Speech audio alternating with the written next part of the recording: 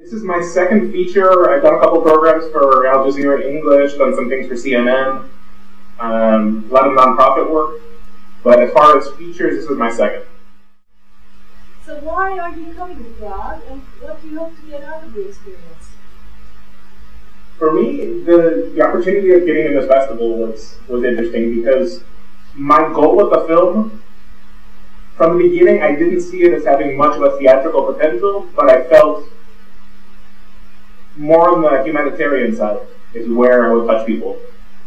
And I think that the festival kind of gives me the opportunity to get into that world, to get the film out there, so people involved in the end of human rights, of kind of the whole humanitarian aspect of things, can kind of get on their radar and just begin the film's life within that world. So for me, it's ideally about getting some exposure for the film, but also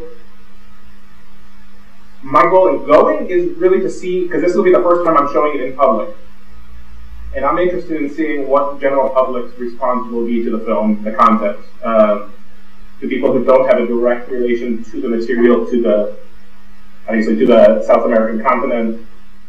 Absolutely. I mean, I think just the changing media landscape is changing the distribution strategies that, as a filmmaker, I have to approach each project, because my last project was just a few years ago, but things have changed so much that I'm kind of having to go with a different approach based on video on demand, based on, I mean, all the options that are there now that weren't just a few years ago, and kind of pre-planning for what will be available in the next few years, because the traditional model was always go out, go to festival, try and find a distributor, and from there go for the television DVD sales, and then kind of see what its life is. But here it's more of a kind of an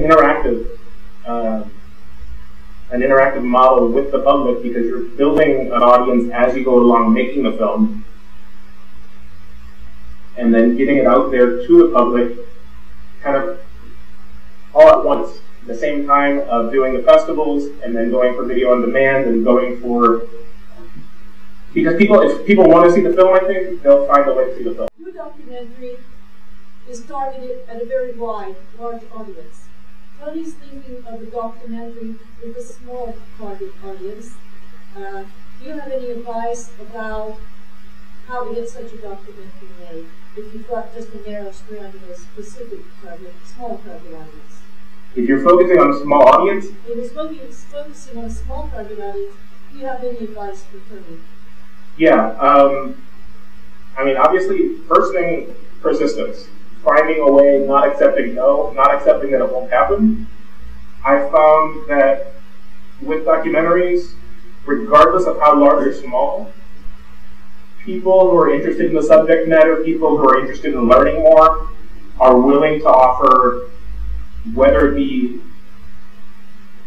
funds, services, an extra helping hand. There's a willingness in people, and I think in that the purity of documentary form, there's a willingness of people to give of themselves and really help out, and it's just a matter of finding those opportunities and finding those ways, because it's not always as simple as soliciting grants or donations, because there's such a large amount of competition these days that sometimes you have to go and find where those audiences that you're focusing on, where they pay attention to the media landscape, and focus on those aspects.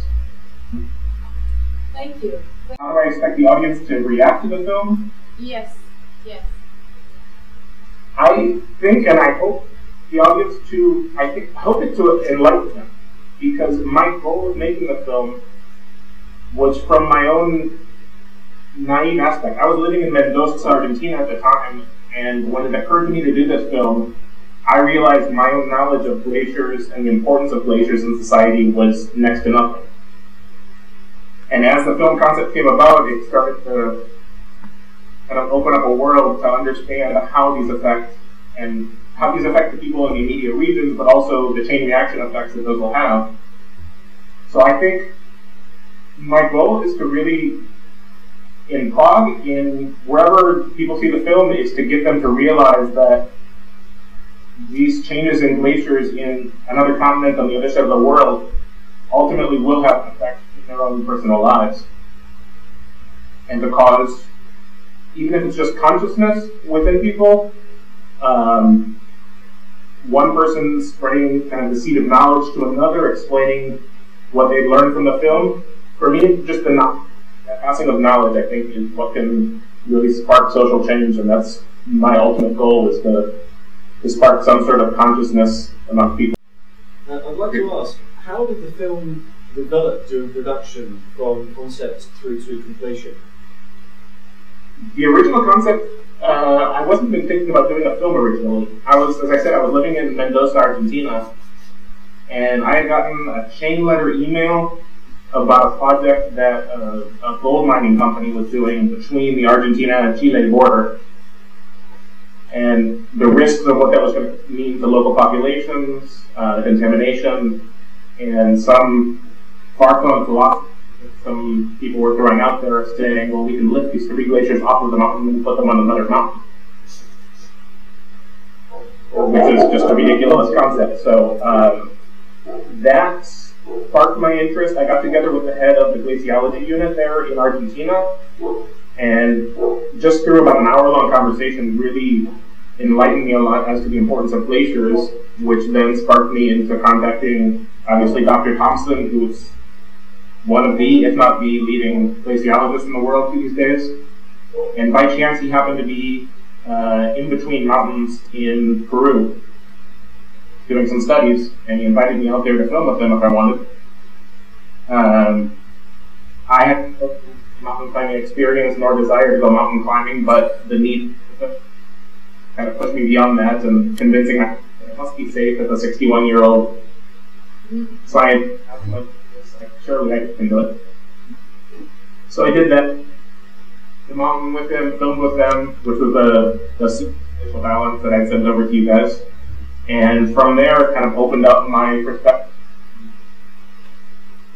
Just over time, gradually spread through the entire Andes mountain range, just from my own personal curiosity to how people are relating to these glaciers, how they perceive them, and what their perception is of the reason for the loss of them. I would like to know, what was the biggest challenge you faced in making the film? The biggest challenge in making the film?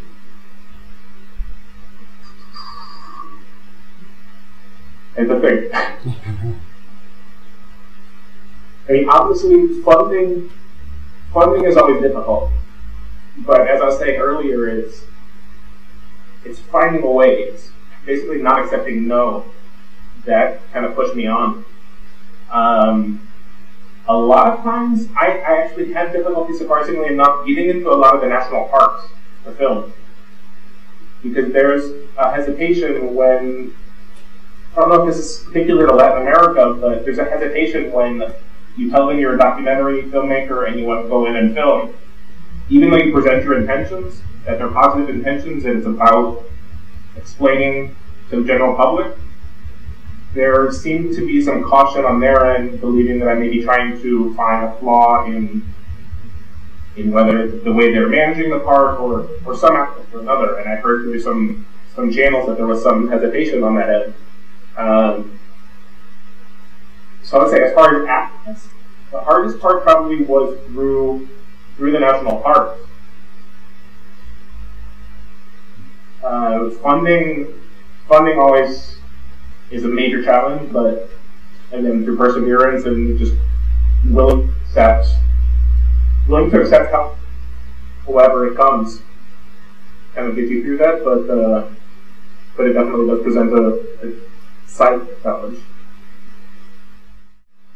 How long was the production or the filming process on how long did it take you to film all the footage? To film all the footage on and off, I began in July of 2009, and I just shot the last portion in October this past year. So on and off, it was a little over 3 years. Obviously not steadily.